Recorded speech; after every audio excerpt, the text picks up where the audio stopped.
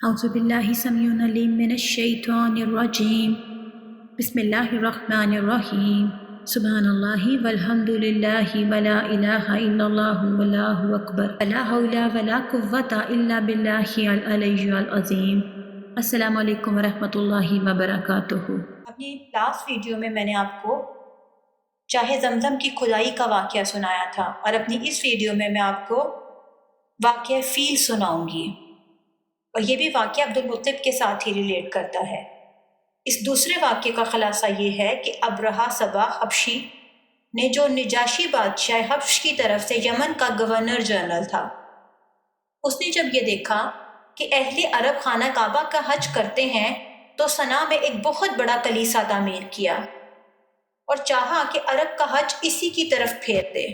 وہ یہ چاہتا تھا کہ جو سعادت عربوں کو حاصل ہے وہ اس کو مل جائے، اور لوگ جو خانہ کعبہ کی طرف جاتے ہیں وہ اس کے کلیسا کی طرف آنا شروع کر دیں۔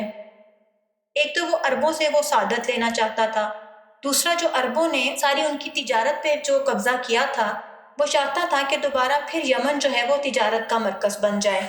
تو اس لیے اس نے سب کو اپنے کلیسا میں انوائٹ کرنا شروع کیا، مگر جب اس کی خبر بنو کنانا کے ایک آدمی کو ہوئی تو اس نے رات کے وقت کلیسا کے اندر گھس کر اس کے قبلے پر قضائے حاجت کیا۔ ابرہہ کو جب یہ پتا چلا تو وہ سخت برہم ہوا، اور اس نے کہا کہ اب انہوں نے میرے کلیسا کے ساتھ یہ کیا ہے، اب یہی میں ان کے خانہ کعبہ کے ساتھ کروں گا۔ اور اس نے لشکر تیار کیا، اور وہ 60,000 کا لشکر جرلار لے کر کعبے کو ڈھانے کے لیے نکل کھڑا ہوا۔ اس نے اپنے ساتھ ایک زبردست ہاتھی منتخب کیا، اس کا نام محمود بتایا جاتا ہے۔ اس کے علاوہ اس لشکر میں یا 9 یا 13 ہاتھی اور بھی تھے۔ ابرہہ یمن سے یلغار کرتا ہوا مخمس پہنچا، اور وہاں اپنے لشکر کو ترکیب دے کر اور ہاتھی کو تیار کر کے مکے میں داخلے کے لیے چل پڑا۔ جب مزدلفہ اور منی کے درمیان وادی موثر میں پہنچا تو ہاتھی بیٹھ گیا اور کعبے کی طرف بڑھنے کے لیے کسی طرح نہ اٹھا۔ اس کا رخ شمال، جنوب یا مشرق کی طرف کیا جاتا تو اٹھ کر دوڑنے لگتا، لیکن کعبے کی طرف کیا جاتا تو بیٹھ جاتا۔ اسی دوران اللہ نے پرندوں کا ایک جھنڈ بھیج دیا جس نے لشکر پر ٹھیکری جیسے پتھر گرائے، اور وہ انتہائی ہائٹ سے آتے تھے، اور جب وہ ان سے ٹکراتے تھے تو اللہ نے انہی پتھروں کے ذریعے سے انہیں بالکل کھائے ہوئے بھس کی طرح بنا دیا۔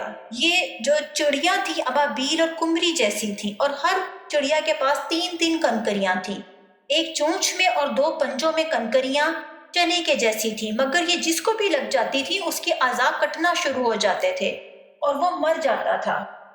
یہ کنکریاں ہر آدمی کو نہیں لگی تھیں، لیکن لشکر میں ایسی بھگدڑ مچی کہ ہر شخص دوسرے کو روندتا کچلتا گرتا پڑتا بھاگ رہا تھا۔ پھر بھاگنے والے ہر راہ پر گر رہے تھے اور ہر چشمے پر مر رہے تھے۔ ادھر ابرہہ پر اللہ نے ایسی آفت بھیجی کہ اس کی انگلیوں کے پور جھڑ گئے اور سنا پہنچتے پہنچتے چوزے جیسا ہو گیا۔ پھر جب وہ اپنے کلیسا میں پہنچا تو اس کا سینہ پھٹ گیا، دل باہر نکل گیا اور وہ مر گیا۔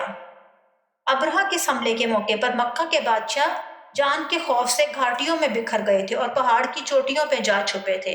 جب لشکر پر عذاب نازل ہو گیا تو اطمینان سے اپنے گھروں پر پلٹ آئے۔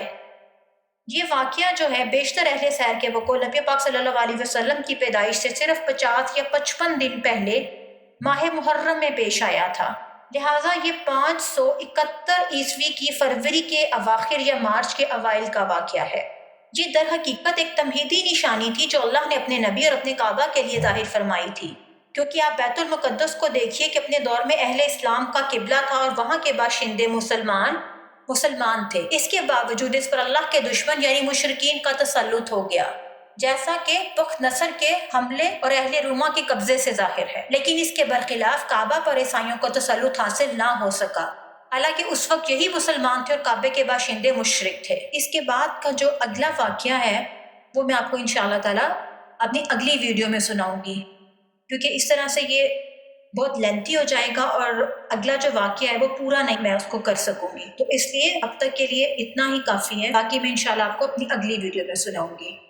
اللہ ہم سب کا حامی و ناصر ہو۔ اللہ حافظ۔